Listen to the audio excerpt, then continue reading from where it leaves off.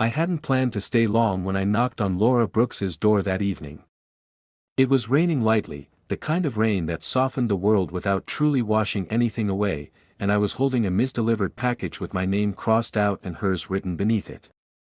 A small, forgettable errand, at least that's what I told myself. When the door opened, however, it wasn't Laura who greeted me. It was her son. Daniel Brooks stood a few steps back from the doorway, barefoot on the wooden floor, a book resting loosely in his hand. The house behind him felt unusually quiet, as if it were holding its breath. He looked up, startled but polite, his expression settling into something reserved and careful. "Hi," he said. "My mom isn't home yet." "That's okay," I replied, lifting the package slightly. "I think this belongs to her." He nodded and stepped aside to let me in, the gesture hesitant but courteous. As I crossed the threshold, I noticed how empty the house felt, not abandoned, just paused. A lamp glowed softly in the corner of the living room, casting long shadows across the walls. Daniel placed the package on the table and then stood there, uncertain, like someone waiting for instructions that never came. "I'm Ethan," I said, mostly to fill the silence. "I know," he answered. "You live next door." That simple statement caught me off guard. I smiled, though it felt strained, and nodded. The truth was, I'd lived next door to the Brooks family for nearly 3 years, yet I couldn't remember the last time I'd exchanged more than a greeting with any of them.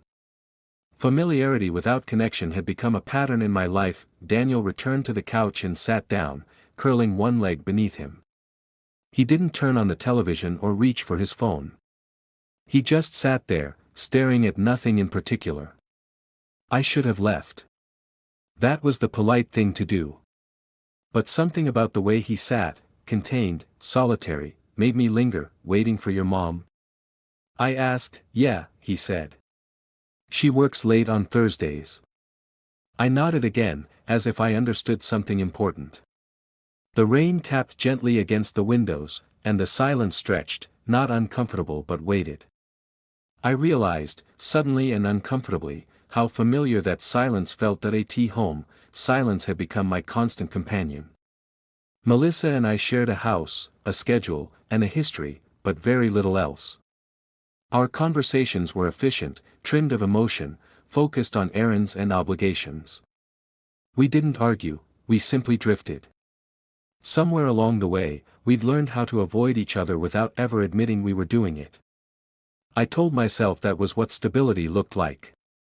Still, there were nights when I sat at the kitchen table long after dinner, listening to the hum of the refrigerator, wondering how something so quiet could feel so heavy. "You don't have to stay," Daniel said, his voice gentle, almost apologetic. "I know," I replied. "I don't mind for a minute." He glanced at me then, really looked at me, as if measuring the truth of my words. There was an openness in his expression that surprised me, unguarded, but not naive. He nodded once and returned his gaze to the window. "I like the rain," he said after a moment. "It makes things feel slower." I smiled. "Yeah. Like the world's giving you permission to pause." He considered that, his mouth lifting slightly at the corner. It wasn't quite a smile, but it was close.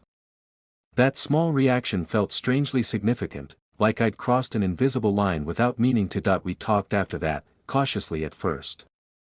Daniel told me he was finishing college online, that he'd moved back home to help his mother after his father passed away a few years earlier.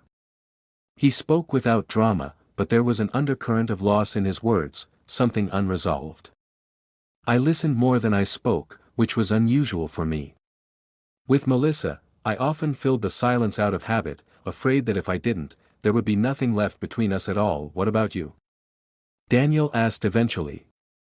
"Do you like living here?" The question was simple, but it landed harder than I expected.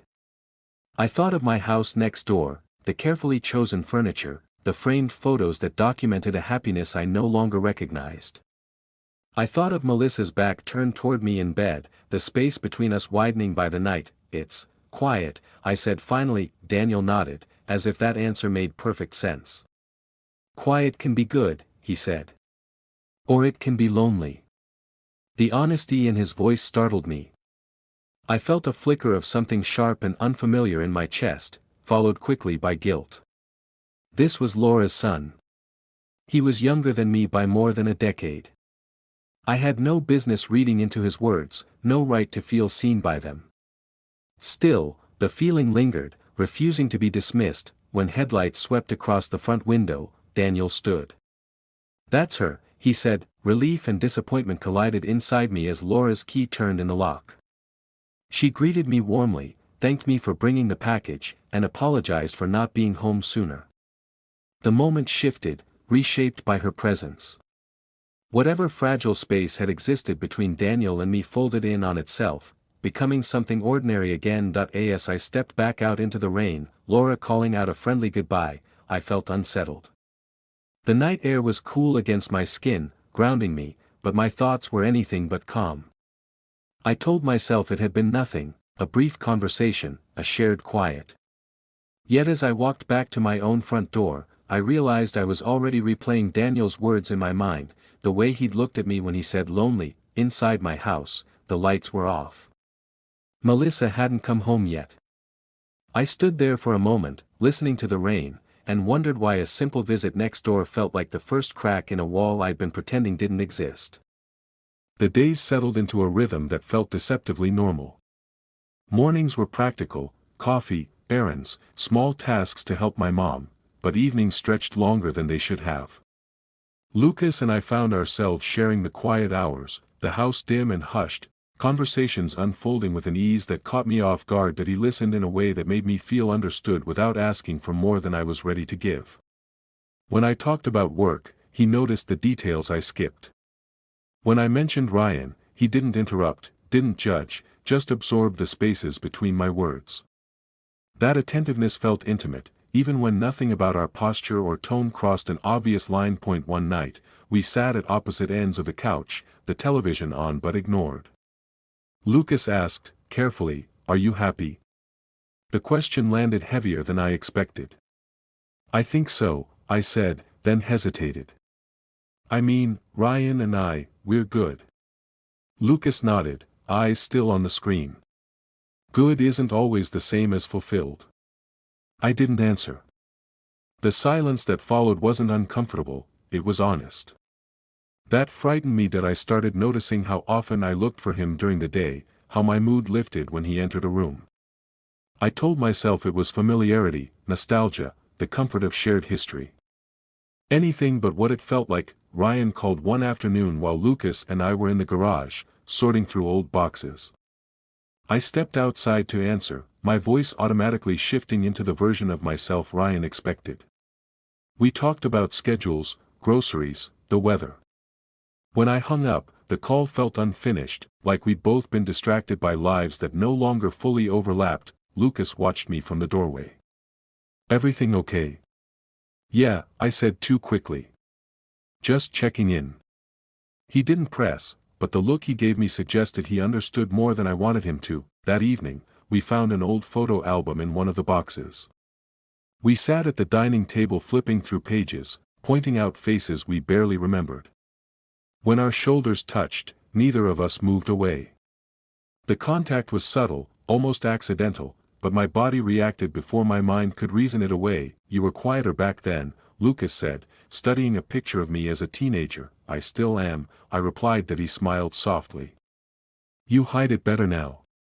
Something in his tone made my pulse quicken. I closed the album, suddenly aware of how close we were. "It's late," I said, standing up. Lucas didn't stop me. He simply watched as I left the room, his gaze following me like a question left unanswered. That night, sleep came in fragments. I replayed conversations, gestures, moments that felt charged only in retrospect.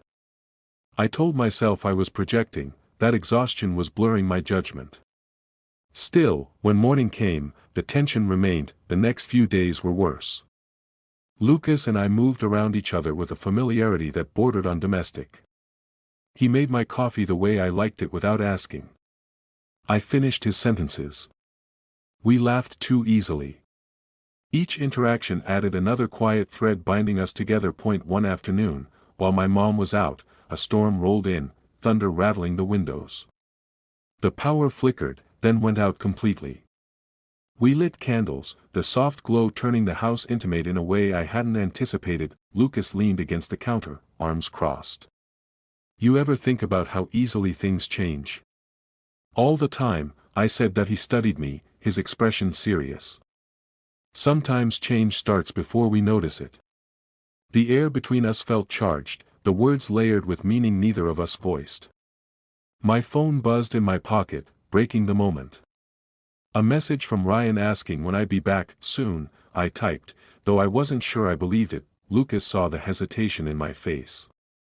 You don't have to answer that right now, he said gently. That's the problem, I replied. I probably do. He nodded, accepting the boundary even as it strained. I don't want to make this harder for you. The sincerity in his voice made my chest ache.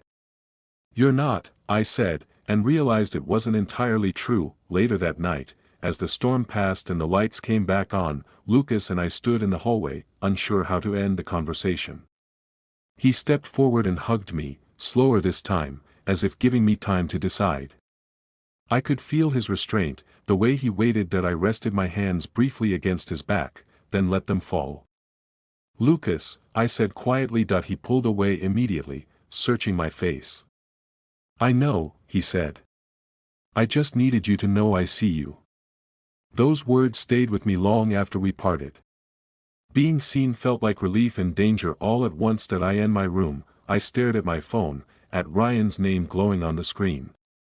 I realized that whatever lines I thought still existed had already blurred.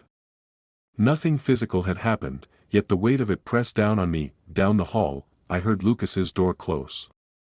The sound felt final, like a punctuation mark at the end of a sentence neither of us had finished. That I lay back on the bed, heart racing, aware that I was standing at the edge of something I couldn't keep pretending was harmless. Whatever came next would demand a choice, and I wasn't sure I was ready to make it. The morning arrived with an uncomfortable clarity. Sunlight spilled through the curtains, exposing the unease I'd carried to bed. I knew I couldn't let the tension linger, couldn't keep pretending that silence was a solution.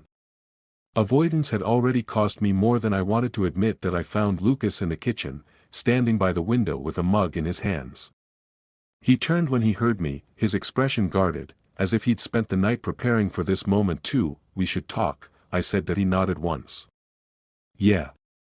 We should. We sat across from each other at the table, the space between us deliberate. For a few seconds, neither of us spoke. Then Lucas broke the silence, his voice steady but careful.